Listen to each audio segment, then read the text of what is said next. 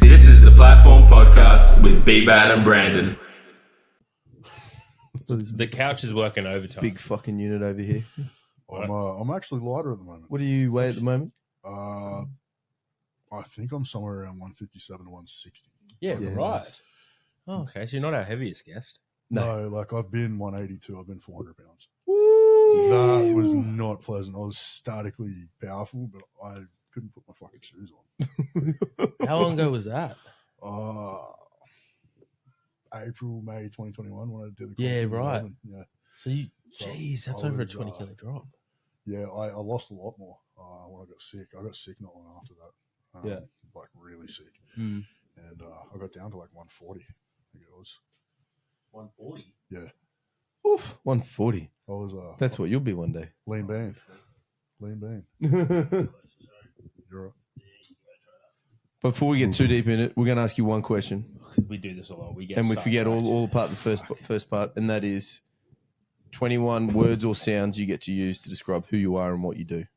And Brando will count it. sounds being just like ums and ahs. Ums, ahs, claps, pops, whatever you like, cracks.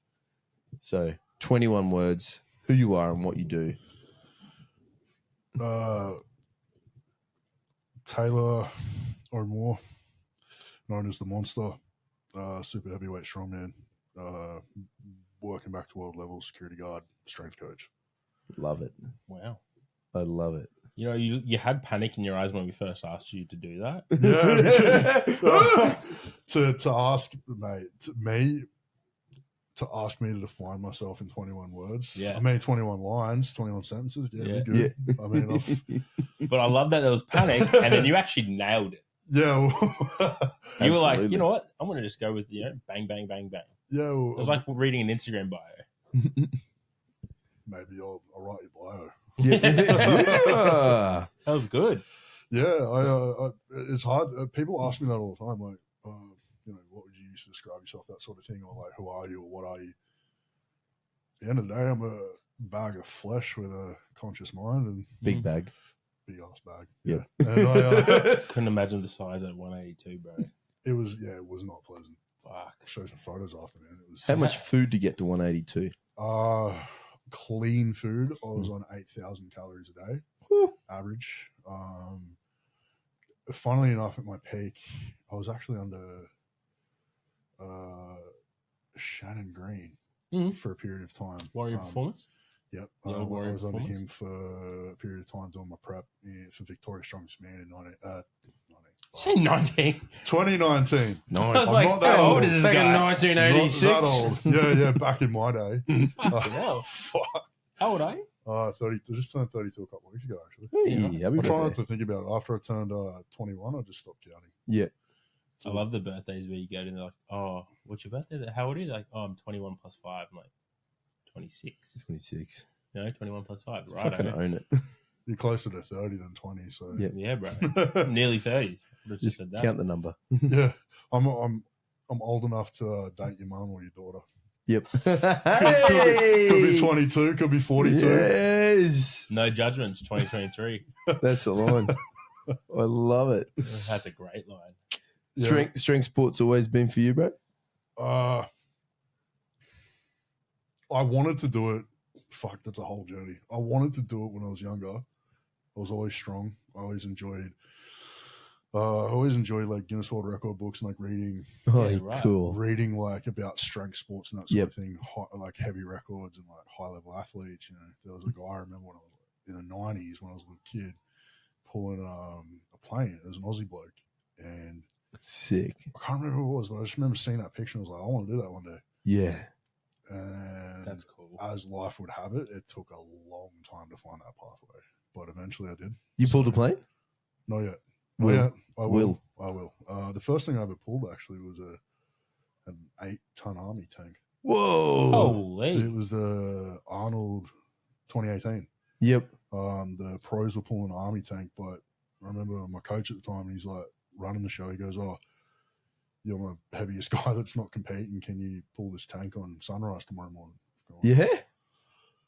Never pulled anything in my life, but I'll give it a crack. Yeah. So I gave it a crack in the afternoon. No one could get it to budge, and then eventually I got it to like move a little because it's on tracks. Yeah. So I've been sitting there all day. Oh god. And then we had to put a ladder on the ground and crawl on the ladder. Yeah. Because there's no grip. No, exactly. You can't. It's every step's as hard as the first one. It's not like a truck where you get a bit of inertia and yeah. So I pulled that, but I haven't yet pulled a plane. No. You got the tank moving? Yeah, I got it on Instagram. Whoa! Yeah, That's got to be a full body experience. That was it was hectic. It was Understatement. It was the opposite to an outer body. It was a very much in body experience. Yeah. Like I felt that from my toe to my head. And, Jesus Christ! Like I'd only been doing strongman for 7-8 months. Yep. Yeah, right. And I had no idea it was for the pros.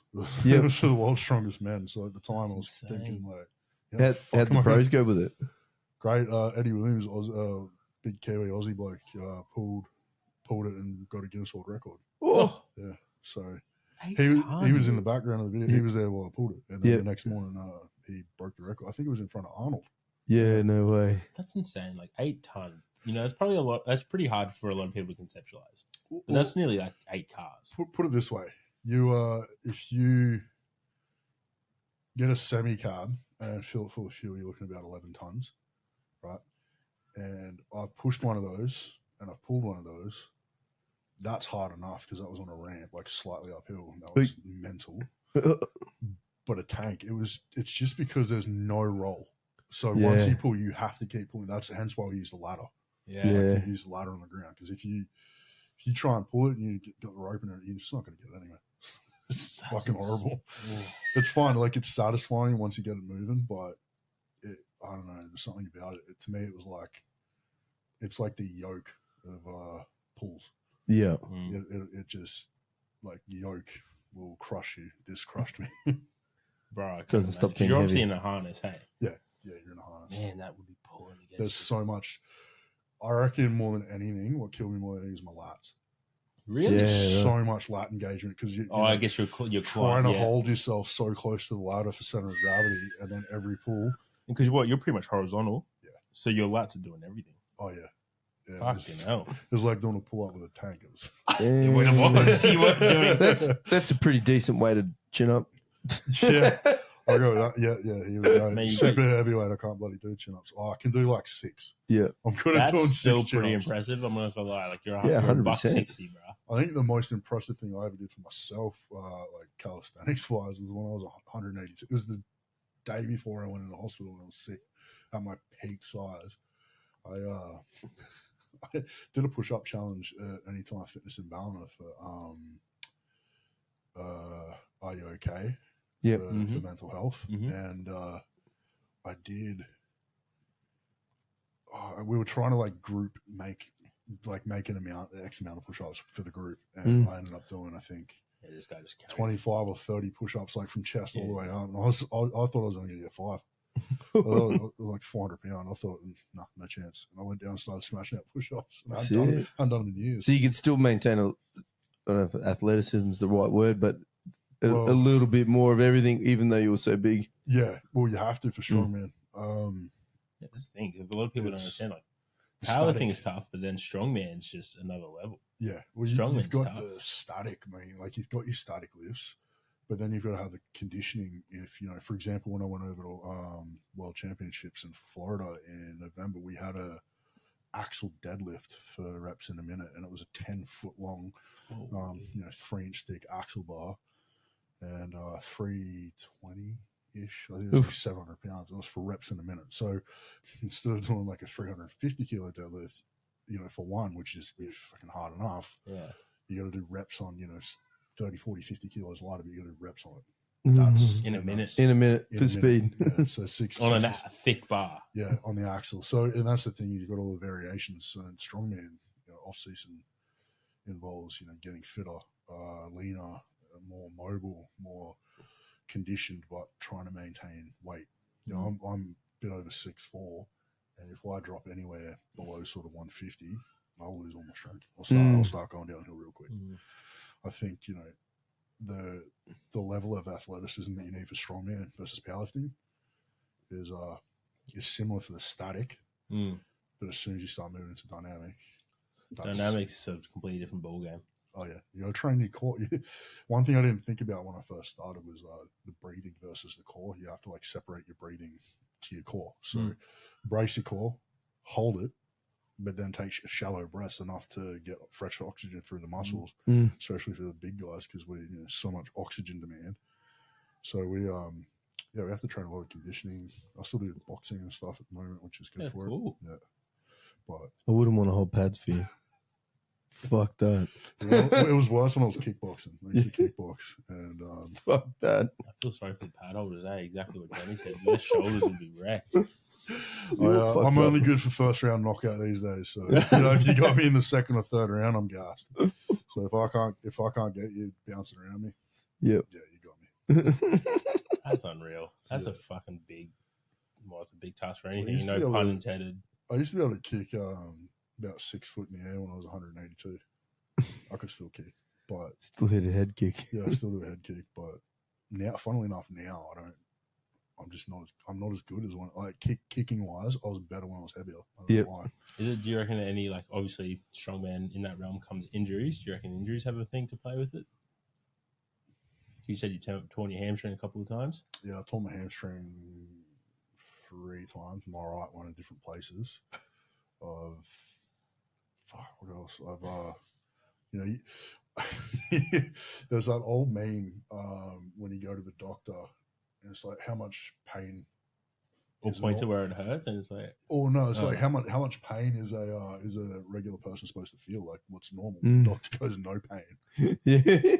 Well, what do you mean? I think in powerlifting and strongman, if fighting all these types of extreme sports, there's going to be a level of pain that you're going to constantly be in, but the injuries definitely have an impact. They'll definitely have an impact on performance in any sport and how you transition back into, like, my deadlift's not been the same since I nearly detached my bicep femoris on my right side from the tendon doing an Atlas stone last year. Oy. It's the day before the Lismore floods, the day before we lost our house, actually. Oh, fuck. So it was a pretty rough weekend. Jesus. But yeah, I remember picking the stone up. I think it was a second or third rep. It was a 200.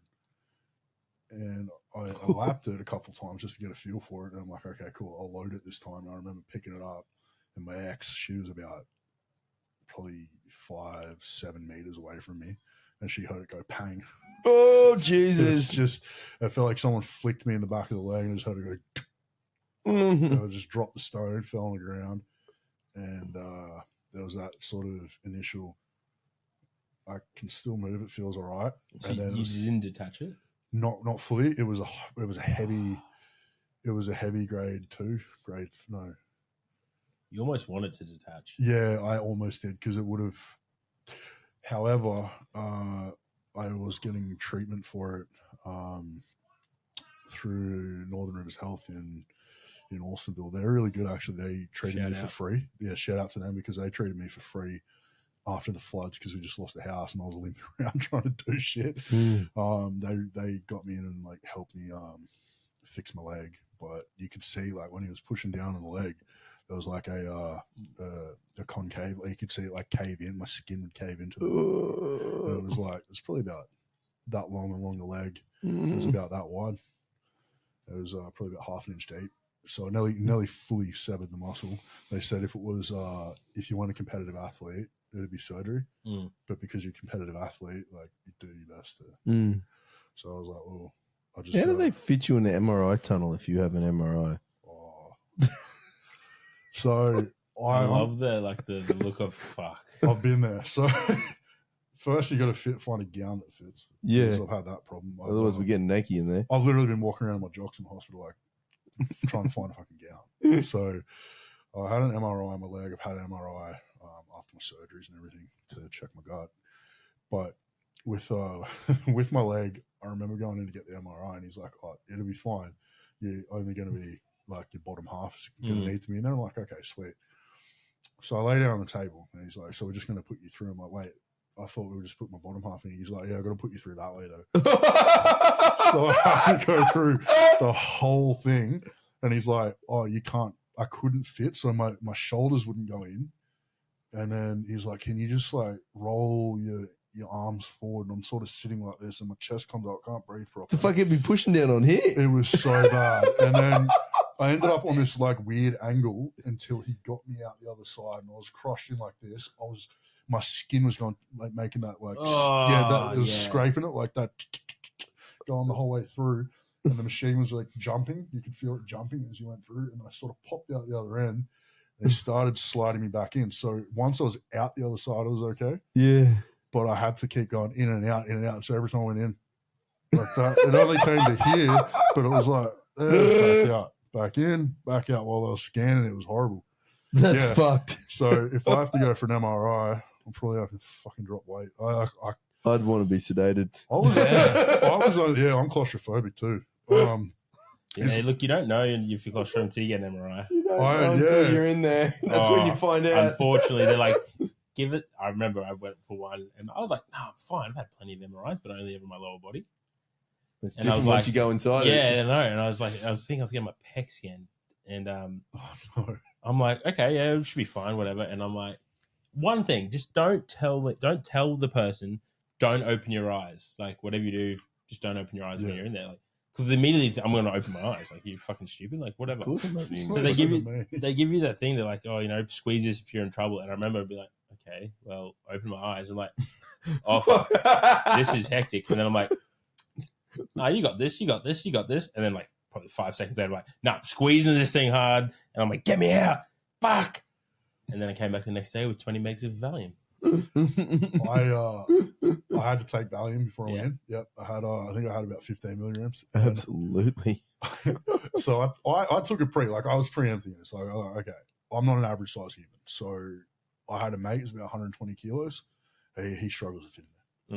And he's only, he's probably about 6'2", so he's like a tall 120 kilos. I'm thinking, fuck, he barely fit in there. I should be right. And at this point, I was only about 154 or something. I was lighter. Like, I was a little bit lighter, a little bit smaller and deflated because I was still coming back from surgeries. So I was like, okay, well, I should be right. I wasn't. You mentioned the squeezy thing. They had to I couldn't hold it in my hand because it had to be squeezed up. Yeah. So they started like up on my shoulder and my neck thing here, so that like when I went out the other side, I could reach up and grab it if I wanted to. Yeah. But I couldn't have it in my hand because I'd be squeezing. Yeah. So there's nothing I could do. Did they put the music on for you? Yeah, they give you they gave me headphones. They're like, what do you want? I said, I don't know, just something a bit more upbeat. They put like fucking techno on. Oh my god, this is horrible. That's a weird experience. Like, you know what? You could just listen to the MRI machine. Yeah, I was just sitting there listening to this like corny ass 90s techno. Oh my gosh, high on Valium, just sort of why? Like, is this really worth it? And in the end, they ended up telling me that it was heavy grade 2, almost full grade 3 tear. Yeah, I was like, oh, we established that with a ultrasound. Yeah. I had 2 ultrasounds. The first one was too much blood. You couldn't see anything. The hematoma was way too big. And then the second one, they told me what it was. And then they go, oh, get an MRI just in case. Fucking bad decision. It's so crazy because like MRIs aren't, they've been proven not to be that accurate. Like there's still 30% variance or something. I think I read one study about back injuries. Like there's a 30% variance in what it's showing. So it's like, and with the back, you want that to be pretty accurate. Yeah, like that's a big discrepancy. And I know it's not, we use those things as a measure to base treatment plans off and stuff as a clinician, but it's still a lot of variance. Like if you got an ultrasound and it's less invasive for someone clearly crushing that couch, like it's very obvious. Like it was honestly an experience. Like I walked out of there a couple of times. That I've had to go from a couple of times. I've walked out of there a couple of times just going, I think I'm just going to like take peptides and hope for the best. It's just not at this point. Honestly though, it's probably a more effective treatment plan than most. Oh yeah. BPC 157, TB 500 is like the beautiful combo. What do they call it? The Wolverine combo. And I actually just started using magic medicine. Ipamorelin and CJC. I haven't done that for years since I was in bodybuilding. for regenerative effects and joints and everything. And Feeling good? yeah, I'm only a couple of weeks into it. I feel great.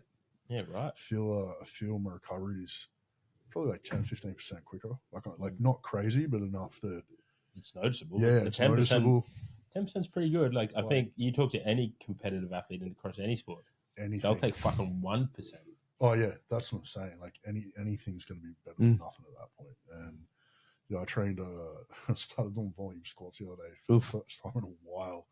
It was all pretty light, but I felt it was. I misled myself. It was the next day. I felt pretty good, and then it was like the next 2 nights at work. Everything because I was static. I was sat in a seat every time I had to get up. Peel yourself out of it. Yeah, get a little bit more hard every time, like just using something to sort of pry myself back up. But I noticed that wore off a lot quicker. Yeah, right. That wore off a lot quicker. I've used BPC 157 for my tear, and I've done a lot of research on it, and I stupidly went into the site, so I put it straight into the tear, and did that once, didn't do it again. Just the side of the stomach's good enough. Insulin needle? Yeah, Yeah. but I got the longer one. Oh, I didn't really think about it, and because I Yeah, couldn't quite reach around right. the pinch, I just pushed it straight in. And I was like, oh, I'm not doing that. No. Made no difference. Made no difference. honestly, like anyone listening who is using, don't be silly. You can just do it close to the side. Yeah, you can do it close to the site as long as it's Yeah. subcutaneous.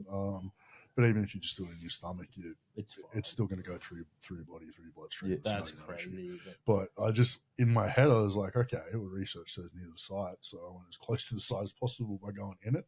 And it was just like, it made me feel sick. Yeah, And I remember thought, no. before that comp I was talking about before, I tore my right hamstring. And I remember going to see Pegler, an EP down the road. Yeah. He's on next week, isn't he? He's young. Fuck, man, he's feeling around because it just happened that day. I was like, mate, I think I've torn it. He's like, all right, come in tonight. Feels around. He's like, oh, I'm not sure. And he goes, oh, no, wait, there's the hole. Presses into it. And I'm just gone, a word that I won't say loudly on the podcast. Yeah, I was like, bro, I was like, fuck. He's like, yep, you've torn it. I'm like, Thank you. ow. Did you have to press it? Don't poke the hole. Don't press into the hole. Play with it. Don't poke the bear. Yeah. Poke the hole. That's Mate, at that like, point. I don't think you would have I don't know if you would have poked your Hole. hole. I fucking hope not. Yeah, like, look at the size of you. Fuck. To be fair, when I did have it done, I had to have needles put into it to see. Oh, it's so fucked, to see how deep it was and where the tear was. Mm. And so he's put the needle in, and it just kept going. I couldn't feel anything. I couldn't feel it. It just went in. It was like a hole. It was just I don't know how long the needle was, but it went most of the way in before I actually felt it hit muscle. Yeah. And it was full on. He's like, oh, can you feel that? I'm like, oh, I didn't even know he'd put it in. I thought he'd just touched the skin. He's like, no, it's almost all the way in. And it was like when he got right down to the bottom, I could sort of feel it touch. It's probably touching your quad. Yeah, at this point, yeah, at least my femur. Like, it was pretty gnarly. So I've been through that feeling. fucked, That I don't like people playing in it. Like, it's just a weird. It's because the nerves are all cooked as well, and like the whole thing, it just doesn't feel right. I don't like it. Don't touch Taylor's hole. Don't touch my hole. Yeah. I mean, Which hole? So is that your I've worst? got a couple you can probably touch, but Yeah. Is that your worst injury? You mentioned surgeries, Dan. Yeah. That was Yeah. sickness. Yeah, that's the last couple of years has been hectic. Yeah. Yeah. Yeah. A lot of people that have followed on my journey and stuff like that know. Probably sick of hearing me talk about it. But it has made a significant impact, and the last couple of years has been a struggle to come back to where I was. I was approaching like significant competitive level 2020. Just after I did the comp in 2021, like I kept getting little injuries and little tears, and like, it just, no matter how much I ate or what I was doing, I just felt like I wasn't uptaking nutrients. I was getting sick and bloated, and I just fell off. And it started in 2018. Vic's strongest man in 2018. Yeah. The night before it, I was in hospital. My pancreas flared up a little bit. Everything else is fine. It's just my pancreas, right? And over 30% of cases of pancreas have no cause, but they'll try and point at food, gear, like whatever they can point out to go, okay, that's the reason. But over 30% of cases, there's no reason. Sometimes it just flares up. So I had issues with my pancreas on and off for a couple of years, but it was very minor. Yeah. And I'd been to hospital early 2021 5-6 times, around a half a dozen times. I kept getting sent home. And then I got admitted at one stage. They're like, oh, it's probably diverticulitis. You probably got inflamed intestine, blah, blah, blah. There were signs of diverticulosis, but not diverticulitis, like it wasn't inflamed. So that's what they put it down to, sent me home. And then I went to the hospital this one night and they sent me home with painkillers. And I remember one of the times that I actually went into the emergency, they said, oh, do you just want some painkillers? I said, no, this is like one of the last times before I got admitted. And I said, I just want you guys to figure out the problem. Something seriously wrong. And they said to me, oh, well, it's just in your head. It must just be like psychological because we can't find anything wrong. Oh, good. It's like, I'm an athlete, man. Like, I know something's wrong with my body. I can't eat properly. Like, I was struggling to get down an icebox at this point. And so I said, you know what, I'll just take the painkillers and go home if that's the case. And then they said, oh, we can't get you painkillers now. And they treated me like I was a drug addict. Oh. Righto, walked out. I was in a shitty mood. A couple of weeks later, I ended up on the ground in my bedroom. My now ex, she's come in and was like, are you okay? And I was like, but at this point, I just peed blood. I was on the ground in the most amount of pain I've ever been in by far. I can't even describe. I felt like my guts were going to explode, that I was being stabbed. It was just horrible. And I said, either I'm going to jump in front of a car for them to treat me, like to actually take me and treat me, or the car's going to kill me. But if I can get up to my feet, that's what's happening. So she called an ambulance. They came and got me, put me on morphine. Didn't touch the sides, got rid of ED. And my blood pressure was over 200. Oh, good. My heart rate was over 200. Oh, flying. I don't know how I didn't stroke. Yeah. I was at serious risk of stroke. They're trying to figure out what's going on. Now, take note, I'd had CAT scans already. And they took me in for another CAT scan. They go, okay, we can't find anything, but your pancreas has flared up, so we're going to take your gallbladder out. I'm like, yeah, fair enough. So my gallbladder, when they went in, was 5 times its normal size and was intrahepatic, which is fused to my liver. Right. So that was rupturing, essentially. It was at a point where it was going to kill me. So they got rid of it. They eventually got rid of it. But before that, they couldn't get rid of the pain. I was screaming in pain. Like, they had to put me in my own room and everything because I was screaming in agony. I think they had like an infant they had to do surgery on. So obviously that takes priority. But they were giving me fentanyl. Nothing was working. Then we get this crazy German doctor. I don't know who he is to this day. I remember going in to this room and they perked me up in this bed and going, all right, so we're going to give you IV morphine. We're going to chase that up with ketamine. But the level of ketamine they gave me was like 3 cc's or 3 times whatever they'd give an average person. That makes sense. Tell you what, I didn't feel pain for a while. I went into this psychedelic experience and was completely out of reality. Jesus. Came to, I think, like just in time for the surgery the next day or whatever. But they did the surgery. I got sent home. Shouldn't have been sent home. Was that the surgery, to remove the gallbladder? Yep. So they removed it. Went home. Did you keep it? No, apparently they kept it in the lab downstairs. No way. To look at it and study it or Whoa. do whatever with it. Yeah, they said that they put it in it was on my record. They kept it. So But not for you. Guess not. No, I wasn't that hungry. Well, fuck. So yeah, I went home. They said, do you feel good to go home? And my ex was like, he doesn't look good to go home. I don't think you should go home. But it was a weekend, it was a Saturday, so it was different doctors. They just have like the fill-ins. And he said, how do you feel? And I was dosed out of my brain Just on morphine, endone, just like, yeah, no, I feel great. Like, I feel sweet. Let's go home. I had my doctor booked in for the following Friday for a checkup. Now, within 3 days, I hadn't improved. In fact, I declined. I couldn't get out of bed properly anymore. I remember, I think it was the day before, so it would have been the Thursday, and I was stumbling. So I'd been home for like 5 days. I couldn't even eat ice blocks. I couldn't drink water. I remember peeing blood just before I went to sleep. And then I woke up in the morning, not TMI, but blood was coming out of everywhere. Right. So no matter what I was doing, like I was trying to vomit, I couldn't vomit anymore. I couldn't walk properly. I was blacking in and out of consciousness. And I went to the doctor. Like my ex drove me there and said something seriously wrong. I was yellow from jaundice. Face was white, lips were blue. Doctors looked at me going straight back to hospital. He looked at my bloods on the record, and the bloods that they were waiting for on the Saturday would have said that I was bleeding out. Yeah. Right. But they didn't check the bloods. They just sent me home. And so it was I can't remember what they call it, but like a false release or something. Anyway, he's written that down on a page, sent me back to the hospital. And then I was in the waiting room for 4 hours, bleeding out, waiting. My ex called up and said, what's going on? Like, he's got a sheet of paper saying like he's not well. And they're like, within 10 minutes, the doctor came out like, oh my God, we'll put you through. Had a scan.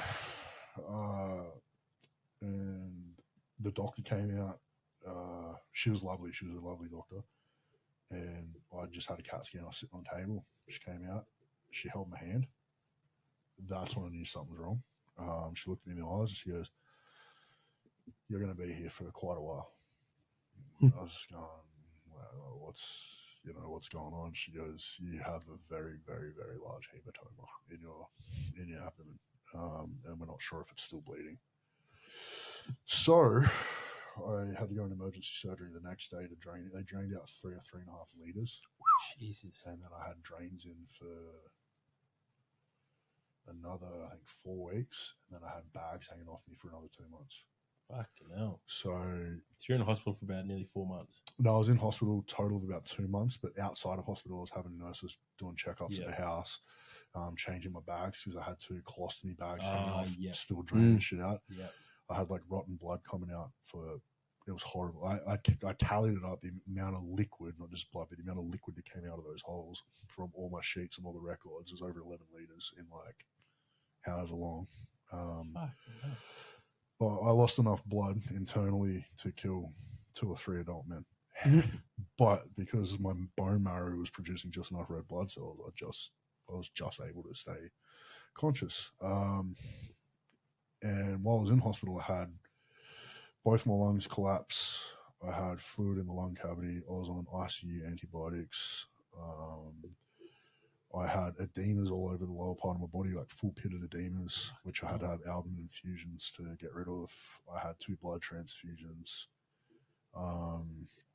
My organs started shutting down one by one, sort of thing, and was like up and down all over the place. I had to be on oxygen 24 hours a day at one point. I had to get up and I had to have my ex help get me to the shower, carry an oxygen tank and shower me, put me back in bed. And it got to the point where I had to have nebulizers on top of that. So like every couple of hours I'd have to have a nebulizer on with oxygen. And then I had my own like pain thing. Yeah, it was a horrible experience. And the surgeon that I had was like he was a horrible, like the nurses wouldn't allow me to be in the room when he came in the morning unless they were there to witness.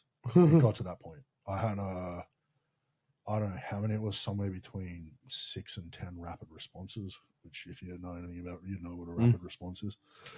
So I had which is like an ICU team will come to, and I had those several times, and there was a bit like, I've got videos of like where I'm pretty much unconscious and I can't breathe and shit. So yeah, I went through a pretty significant situation, and then I was allowed to go back to the gym and do some arms just to stay sane. I got a clearing to do that, but I wasn't allowed to use my core because they said when they opened me for the initial surgery, the surgeon said because my abdominal wall was so strong, he's never experienced it. He had to use 2 hands to stab the scalpel through my stomach. And he told me that while I was sitting there. I'm like, I can feel the pain almost. Yeah, don't tell me that. Just tell me it was tough. Jesus. That's gnarly, or just tell me man. I'm really strong. Yeah, it was just the way he described it. You're like, I don't need it. I can feel what you're telling me. That's fucked. So I couldn't use my core, and I remember, I'd had to give up on the idea of doing worlds that year. So I qualified 2020, couldn't do it. I got pushed on to 2021. and I couldn't do it. So they allowed me to do 2022, but I had everything just fall apart around me, and I was pretty broken. So training, I remember doing arms one day, and I got a call from, I just had another ultrasound to check everything, and I had a call from the surgeon. You've got another hematoma behind your liver. Oh, another one. Yeah, Let's go again. Another surgery. They had to like pierce through the base of my right lat and put a drain in behind the lat to my liver, hanging out my back for a few days. Released from that, then I started making my recovery, and within 4 months, I went from, I think, struggling to pick up 140 kilo deadlift, struggling to squat one plate, to I think it was about 4 months, and I was back to deadlifting 350 for a double.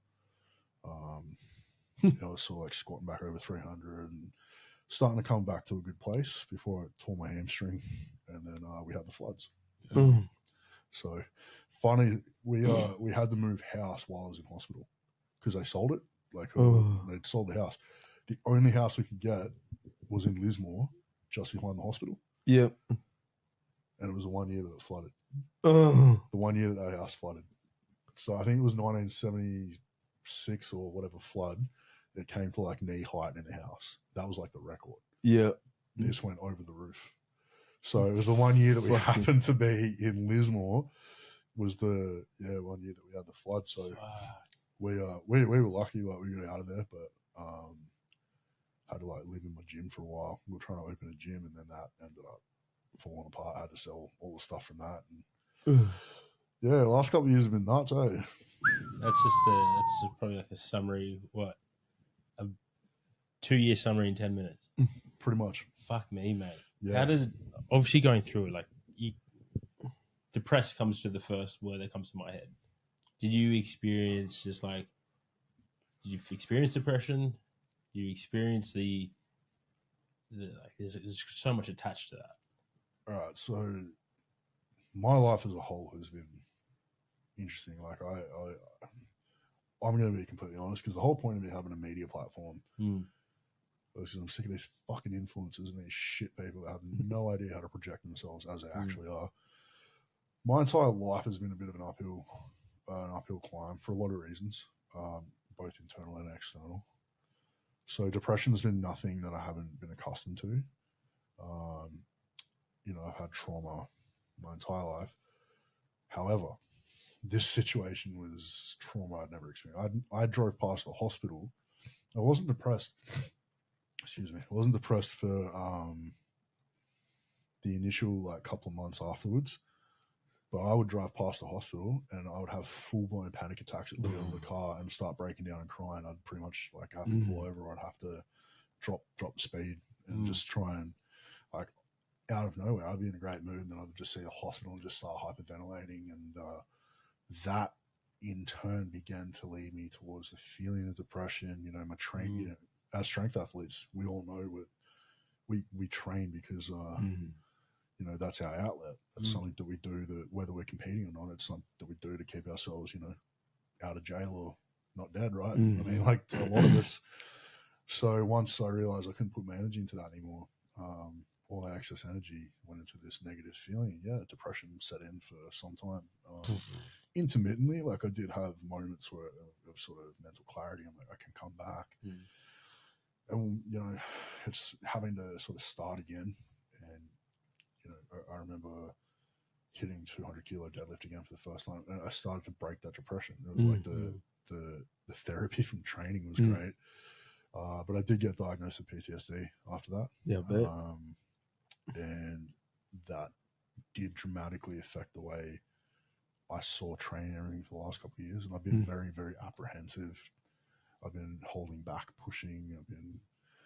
So I've sort of been trying to come back for 2 years. And it's only actually the last 2 months I've started to get that hunger again to. What changed?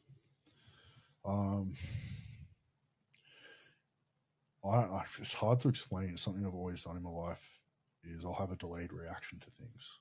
And once that delayed reaction begins to, energy is energy. And once I feel that energy, eventually I feel that energy, it becomes my choice whether I choose to let that energy overcome me or I push it into something positive. for a long time, training was not enjoyable. It hasn't been for 6, 7, 8, 9 months. Like honestly, probably July, August last year, I reckon. Because it was early September last year, I ended up back in hospital with pancreatitis. Oh, Jesus. I was told if I don't keep my diet under control, it will kill me. And by under control, fats. I can't metabolize fats Right. as well without the gallbladder. And Of course. I know how people always say, "Oh, you've got to, you've got to eat the fats again to build it back up, blah, blah, and eventually your body adapts." I'm 160 kilo dude, so my organs are the same size as a guy that's 6'4", but my muscles grow. I require more calories. I require a lot more energy. So an average person might have 50 grams of fat, 60 grams of fat a day, and then readapt to that. But I don't know if you can readapt to fucking. How much do you need? You need 300 grams. I was eating 200 grams of fat a day. But now this tells you how clean my food has to be. I'll eat, usually 5,000 to 6,000 calories, sometimes up to 7,000 calories, depending on where I'm at, depending on what my nutritionist, like what we talk about and how we go forward with things. She's been amazing. She's great.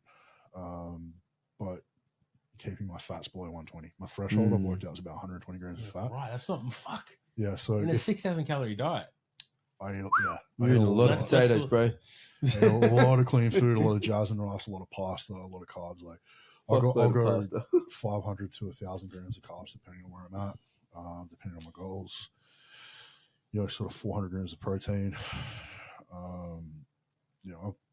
The rest, makes up with excess carbs. Like I can get 120 in and be pretty comfortable, but between 100 and 120 daily, I can get away with. But if I have my off-plan meals or I have a burger or something like that, I've had times where like I go, oh fuck, do I need to go back to hospital? Like I feel I'm in pain, then it goes away.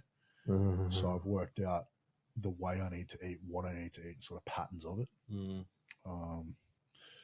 But yeah, that's sort of how I deal with that side of things. But going back to training, I didn't feel good about it for a long time. And obviously going back in the hospital again, it was just this whole if you continue the way you're going, it's not if, it's when you're going to die. Because you get pancreatitis, not only is it one of the worst ways to die because it's painful, it shuts down your organs. If you get it bad enough, there's no cure, and it can spark out of nowhere. So the fact that I'm susceptible, if I don't keep certain things in alignment and on track, it is going to affect me dramatically. So that really hit home, and I've been very, very complacent in my training, and I've just lost that drive. Like I can't really push too hard. I can't do. No, fuck that. No risk, no reward. I'm at a point now where I've been doing good for 2 years. I've had a couple little hiccups, and now I'm starting to feel that energy of everything that's happened, and that rage that I put into the bar. I'll put that on the bar, and that's what separates me from other people is the intensity. You can't fake intensity. And a lot of my intensity, and I think a lot of strength athletes' intensity comes from trauma to some degree. I mean, no sane person wakes up and goes, I'm going to fucking lift a car today. No fucking sane person does that. Come on. Literally. There has to be. You said it before, I think. Like, training in these sports, it's one mundane almost, especially powerlifting. Love the sport, don't get me wrong, but you're doing the same thing week in, week out. Okay, you have to love it, or there has to be either something that is pushing you to be there or dragging you to be there. And usually, unfortunately, for a lot of majority, I would say it is trauma. If you look at Olympics, you look at any top level athletes of any sport. I'm just going to go on an estimate here. I estimate probably 20% of them are just got a bit of narcissism and they're just good at what they do. However, I think the majority have experienced some kind of trauma, or they have some kind of glitch in their brain that just they have to do something. Because if they're not, if they do that one thing, exactly. If you're not putting yourself into something, I call it a sense of purpose. Because in life, I feel if someone has a job or they have whatever it is will be their go-to. It could be their partner, could be whatever it is. There's something external from them that gives them a sense of purpose. For me, that's training. whether it was bodybuilding, kickboxing, boxing, strength, whatever, training's always been there. And that's something that has kept me out of, it's kept me out of some pretty bad avenues that I was going down. When I was younger, I was into a lot of drugs and drinking and that sort of thing, and training. That's where that sort of began. And from that, I began to put all of my shitty energy into this and turn it into something positive, and that comes out as positive for crowds of people that come to watch strongman and come to watch powerlifting, that sort of thing. It's that feeling of I can turn something so negative within myself to externally something that's so fun for people to be around and see. Is that your purpose? Is that your mission that you're on now? My sense of purpose is that, my sense of purpose that I have, my purpose that I feel is to show the bridge between the mind and the body. How to be, you can be strong in the body, or you can be strong in the mind. But if you can build a bridge strong enough between the two, I think that you're going to find something beautiful. I think you're going to find something really, really cool. And if you're really into artwork and you've had a shit day and you can't sort of put the energy into it, that sort of thing, that's that bridge that's missing. It's being able to go, okay, I've had a shit day or a good day, whatever. If you can go and do your craft, no matter what kind of day you've had, that is going to produce an outcome as a byproduct, just simply. So whether you compete or not, or whether I've competed or not, no matter what point in my life, training has been that constant. Yep. Yep. I was a live fast, die young. When I was younger, I'd take any drugs that I could. I was a wild kid. I've done some wild shit, and training sort of put me on the straight and narrow for a long period of time. And no matter where I've been at, no matter what I've done, I can always go to a gym. That's it. Like, there's no. Was there a point where your sense of purpose was clearly identified? Like a lot of people speak about, like they go through a traumatic experience. Obviously, first thing comes to mind is hearing that you could now die very early on. Like a lot of people say, those moments really clearly identify to them, even though they're the most traumatic moments usually. But what's left is just this clear sense of, okay, well, if I'm going to die young, this is exactly what I need to do. Was that a similar experience for yourself, or could you identify from, when you're a troubled teen coming through that, no, there's got to be more? I've always thought there's got to be more. And when we're talking about trauma, I can't even count the situations and shit that I've been through. I can't but that one in particular, because I went, I'm going into my 30s. I'm at a point where, most people truly need to push themselves into something so that when they get a bit older, they've got sort of either a good job, I just want a legacy. That's cool. And I don't care about money. I don't care about fame, fortune, any of that shit. If my legacy goes through to a few people, or I can get through to one or two people a year, I'll be happy. And that is, the stronger you are is based on, like, the strength level that you get to is based on your mind. So I don't give a fuck how strong you are in your body. You're only going to advance if your mind's willing to, if you're willing to take your mind there, that sort of thing. So from a young age, I always felt like there was more. But after this trauma, it's taken a while. I've been complacent, like, oh shit, is this really what I want to do? Is this? But then I redeveloped that feeling of, it's not about want. It's what I feel I need to do. I need to train. I need to be in the gym. I need to be distracting myself, if anything else, from the thoughts in my head. That's it. Like, that purpose is always going to be there, I feel. So the sense of more has always been there. I didn't know what more was. It's hard to identify when you're in Very much so. I went down the road of bodybuilding for a while. It was one of the most horrible things ever. What was that like? Fuck that. Yeah, that's a whole, like, Did you compete in bodybuilding, or just I got close to had it. a look at it? I got close to it a couple of times, and I was working and training at Doherty's in Melbourne, and Oh, sick. I was like in the heart of it, and Wow. I got to see behind the scenes quite a bit. Yeah. You were there too. And I'm not going to name names, but some of the people behind the scenes are the worst people I've ever met in my entire life. Don't get me wrong, like I met some great bodybuilders. You know, Josh Lardowic's great human, one of the most beautiful souls you'll ever really meet. good, eh? Such a lovely human. He was my first bodybuilding coach. We Really? yeah, he's a lovely guy, man. Always got respect for him. He's just tells it how it is. Very, One of very Australia's humble. best too. I don't think many people mate. appreciate the level he got to. He could have gone to strongman. He could have gone to power. The dude is a freak. He's the type of that's the type of training I like for bodybuilding. He's like that hardcore, old school. He's very methodical. He kind of bridged the gap between the two, that old school, but also some new age kind of science. Yeah, like I mean, you've got. He was methodical about it. He wasn't just loading plates up. No, he's got that the old. I should reword that. He's got that old school mentality. An old school dog in him. Yeah, just that fight. Like just I've seen that dude go and go and go.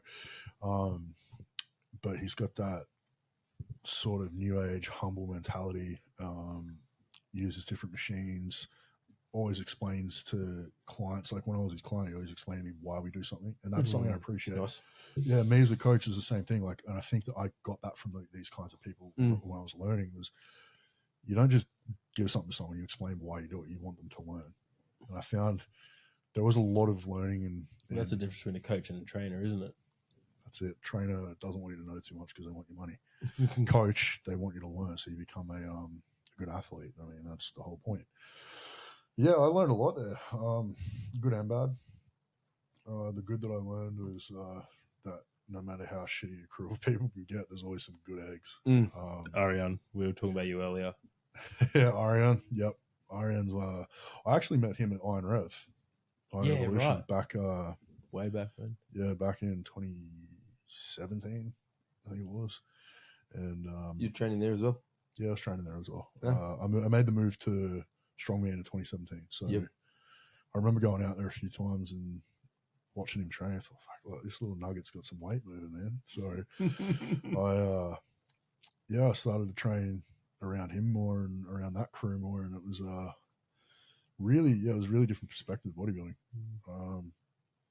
Bodybuilding's, don't get me wrong, there are guys that work really hard, but you know, I've known people that they were pretty sound individuals. They started bodybuilding, developed like eating disorders, and it's just that can happen in any sport. But when you're so fixated on what you look like, it's a fucking dangerous place to play. Very dangerous place, you know. And a very specific. I grew up fat, man. I grew up the fat kid, right? So I grew up people judging me for what I looked like. Why the fuck would I want to get on stage and someone go, "You don't look as good as that person"? Yeah.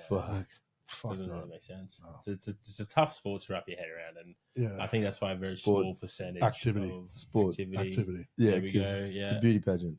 A really well organized, fancy looking one. Yeah. But it's a beauty pageant. Yeah, and you have to do a sport to get into the beauty pageant. Training, exactly. Yeah, but on stage is the beauty it's pageant. that next level of like, I've always looked at it kind of.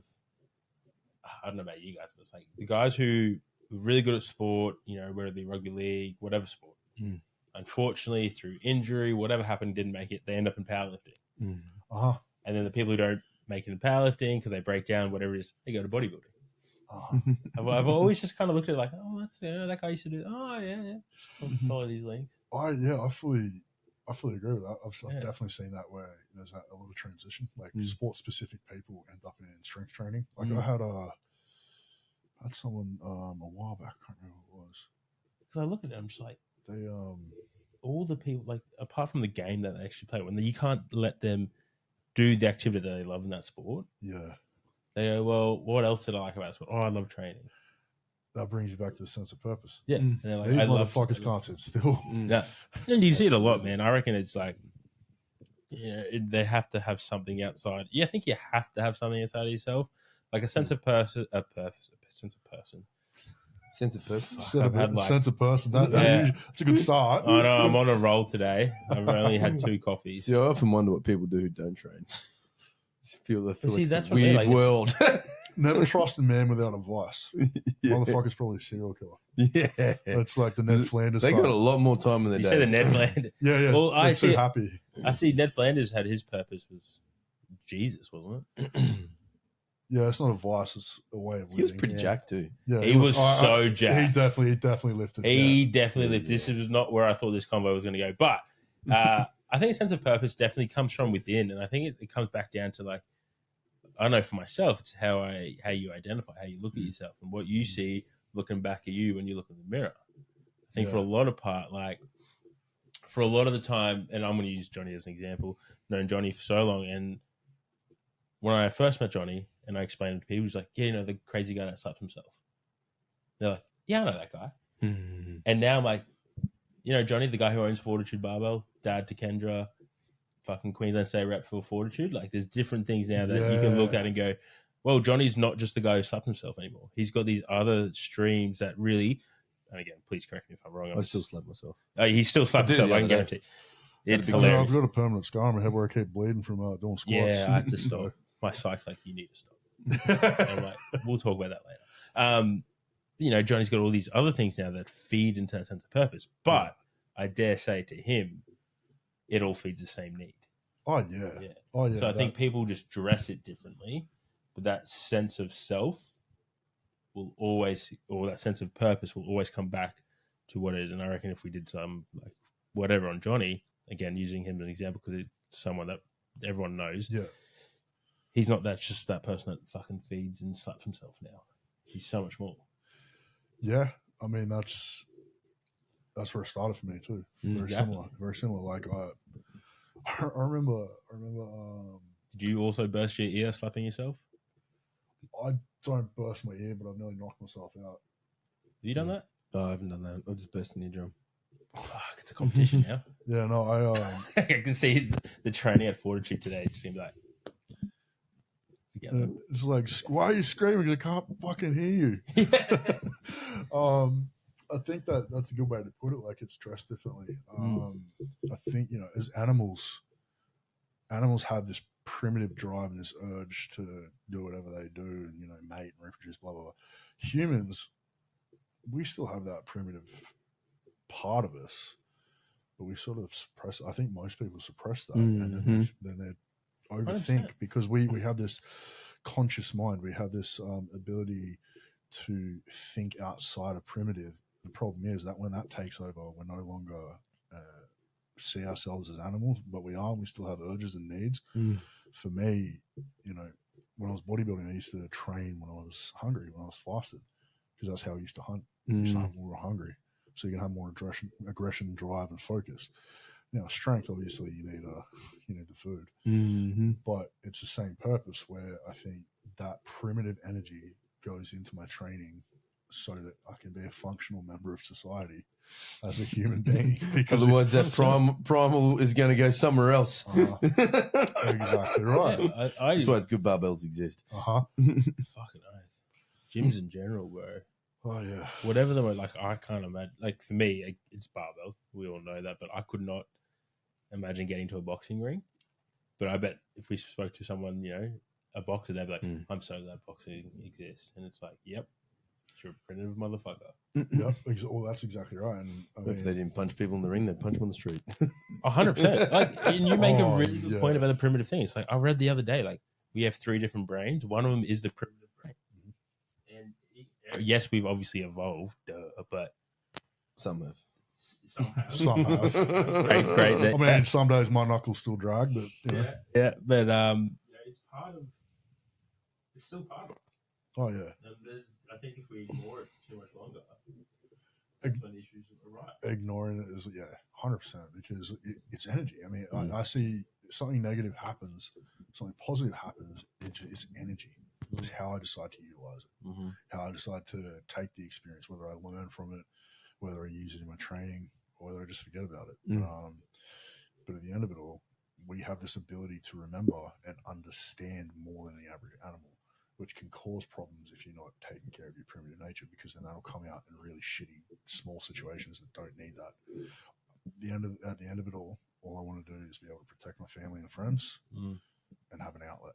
And if I can do that, then the rest of my day is going to be pretty chill. You know, if I'm confident that I know that I'm of use to the people around me, and that's also a good part of it. And that falls into that primitive sense of like just protect and nurture, which I think, again, too many people don't tap into that. It's you know, I've got this new fancy car, I've got this and that. It's like, what do the rocks say? Is like, it doesn't matter the car you drive, it's the size of the arm hanging out. I mean, that's so primitive, isn't it? Right? Like people show off with muscle cars. I show off lifting cars. Yeah, Because for me, that's the tagline. That's pretty fucking funny. I mean, I can't even get into a sports car. You've seen fucking Eddie Hall trying to get out of a You don't Lamborghini. fit. Yeah, I don't fit in sports cars. So you see yourself back on a comp pathway now? Is that the current goal that you've got for yourself? Yeah. So I've literally the last couple of weeks just been setting myself up for a peak. So my coach, Big Loz, Lawrence Charlet, I've taken a bit of a break from to do my own thing for a little while. I'll get him back in comp prep, just so that I can hone in on what's really weak for me before there are comps that I want to do, but the problem is a lot of people jump into comps before they're ready, and I did that recently just to get a feel for it again. Both my comps are in America. They were big comps, and I just wasn't at the level that I should have been, right? However, I know that I can get to that level, so moving into 2024, I'll set up a season in 2024 of what I want to do, and make sure that I'm competitive. Because if I'm not competitive, then there's no point in me going into a comp until I'm ready. I just don't see the point. If you're going into a competition, you've got to be confident that you can at least perform well. And going into OSG in 2022, I was not confident, and I did. I think it was like somewhere in the mid range of people. Like I wasn't dead last, but I wasn't anywhere near first. 2020, I would have been in a good place, but everything that happened, I'll take what I can get. So comps next year, definitely. Not this year. Anything local, or do you kind of head overseas for that sort of stuff? I'm going to stick with the overseas for two reasons. One, the Aussie scene's quite cliquey, as I was discussing before. Before we started, I might do an Aussie comp here and there, but I don't really have any reason to. There's a lot of online qualifiers for stuff in the UK, for America, where you're going to end up anyway. Yeah. So I'd rather just bypass and go straight to mix that level. Them. And if I'm not at that level and I don't win, cool, work on it the next year. Because there's no point. Like, why would I do smaller comps if I can go straight to the bigger ones? Yeah. So I'll try and qualify for the bigger competitions, mostly online. I might do static monsters next year just for a bit of fun. But I don't know, like my season, I'm going to limit to a couple of qualifiers and a couple of big comps a year, just so I can recover, reevaluate, okay, what do I need to work on, that sort of thing. Powerlifting is something where you can sort of gauge, but with strongman, so many events, like you don't know what you're going to get. You have no idea. Powerlifting is very predictable. Yeah, and that's you have to squat, bench, and dead. That's why you get guys in powerlifting with some huge numbers go up in powerlifting, like ridiculous numbers that strongmen wouldn't even be able to touch. And strongmen aren't going to like me saying that, but it's true. But that's why we've got the dynamics and all the different apparatus. But with powerlifting, you see some big numbers. What's your strongest lifts or strongest events for yourself? Deadlift. Classic. I'm a strongman. Deadlift. Yeah. I remember when I was bodybuilding, someone said to me, "Oh, you're so tall, you never have a good deadlift." Well, fuck, that stuck with me.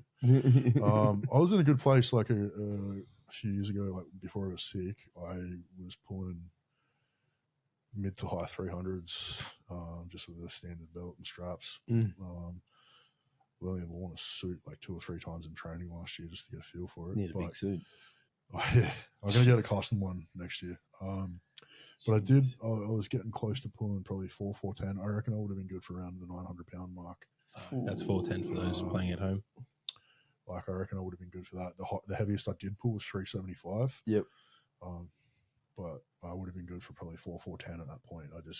I had torn hamstring. Again, wasn't uptaking nutrients properly because I was sick.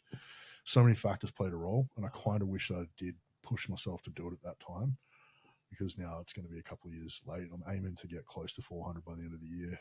I know a deadlift comp at the end of the year if you're interested. Thinking about it. Thinking about it.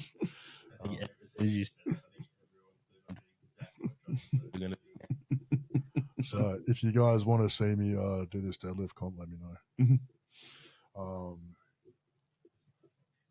Boom! I want to do it, so let me know that you want to see me do it. Let's fucking go. Now you just admitted. You and Mel can go head to head for biggest deadlift. Oh fuck, man, we're talking mixed grip. I'll be lucky to pull 350. I'm sure we can make exceptions. We can go no rules. It's my deadlift comp. I remember. Yeah, this is true. He has like no rules. Then fuck it, I'll do it. Let's do it. And mate, I'll be so raw. I'll have my shirt off. Yo. I always yeah. do that with my biggest lifts. Always do that with my biggest deadlifts. I don't have my shirt on. If you ever look at my videos on Instagram, I don't have my Beautiful. I love that you just like tip the camera there with your coffee. If anyone knows, we'll just say it's whiskey. But Well, I'm actually 10 years sober, so don't say that. it's not whiskey at all. I just celebrated my 10 years sober Oh, congrats. with whiskey.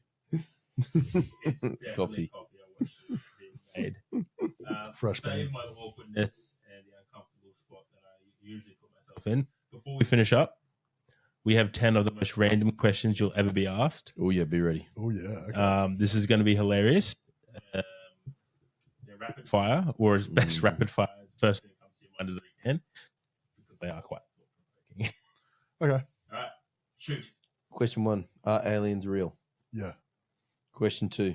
Favorite kids show or kids show now that you like to watch? Boo bars. You ever watch that shit? That's like an acid trip. Boo bars. Trust me. Okay. What's that on? I don't remember what it was on. I just remember seeing it on YouTube, and it's still like something that I'll go back to because it's so cooked. Awesome. Boo Okay. bars. Who, if you're running a podcast, who would be your first guest? Oh my god. That guy that used to go to the news, fuck her right in the pussy. That guy. Have you seen that? That would have been weird for you. Yeah. It's the American TV host on like the Today Show or something. Yeah. He's like She's doing a story and it's like, I don't know, he's like cracking He got to heaps of them. No, he would find news channels all around the area, and he'd run up behind him, and they go for an interview, and then he'd go fuck him right in the pussy, right in live TV. Just Oh, that's the reason why I want a podcast is because I want to find out how he knew where the news stations were going to be, like where. Shit. I'll send you the video. It's I like, need to see that. Yeah, Favorite memory of school? leaving. fuck No, no. your favorite YouTube channel you watch? Pooh Bar. No. Platform podcast. Yeah. Stop it. What's your don't. goal for the near future? Or Um, a goal?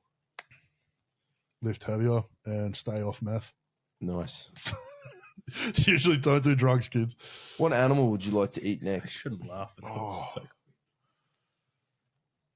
Oh, I don't know. Probably a Canadian. Nice. what? What's the question? Think it through, brother. Think it through. No, no. If I'm going to say an animal, Oh, I got it. Hey! Well done, Brando. I'll Good probably job. go. There you go. Good. Fuck, that was funny. Good job. I reckon I'd go tarantula or something because I've been to Thailand a few times and Cambodia and stuff. I never ate a tarantula, so I'd be interested in I trying wouldn't. that. I would not. I'd definitely give it a I've go. eaten scorpion. Crunchy. Yeah, Scorpion. it was weird. I think we had. It was like tangy. It was, You've had alligator, oh, I've had crocodile.